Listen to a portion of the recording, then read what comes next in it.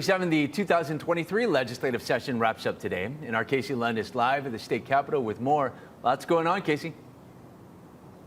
There is a lot going on, Steve, and we're checking in with legislators, lawmakers about what they've accomplished in this session. I want to get right to Senator Brenton Awa, represents the North Shore, Ka'ava, Half the windward side, yes, sir. Nice to see you. Good to see you, my friend. Aloha. Hey, I want to ask you a little bit about what you got done this session and what you're still working on.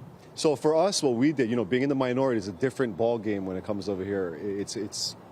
I'm not going to go into all the politics of it, but what we got done is work actually outside of this building in our community. So Waiahole, we started settling leases. The state wanted to raise leases 660%. We got them to negotiate. We worked with the department head over there on the HHFDC.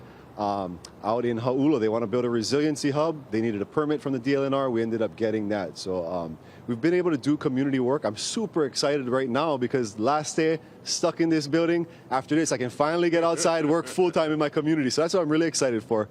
In here, there was a lot of bills passed too, though, in things that we originally came in really pushing for. We wanted expansion of pre-K, like the Lieutenant Governor, a big champion of that, and so we appreciate it.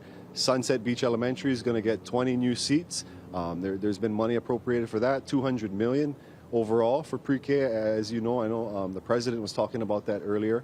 So there's a lot of things that... I want to ask you real quick, Brenton, what's wrong with the state legislature right now? I could go on and on and on, and we should do a podcast about it, matter of fact, but there are so many things, there are rules, and lawmakers work within the rules and within ethics, right?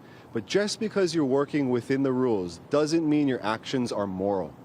That's the biggest problem. We need moral actions, people that are going to do what is right. We passed a bill for lobbyists so that you cannot take money from lobbyists during session. I advanced that thing without no bill, and there's a sign on my door. We don't take gifts, and we do not meet with lobbyists because lobbyists have an advantage. They're paid to come over here and sway our votes.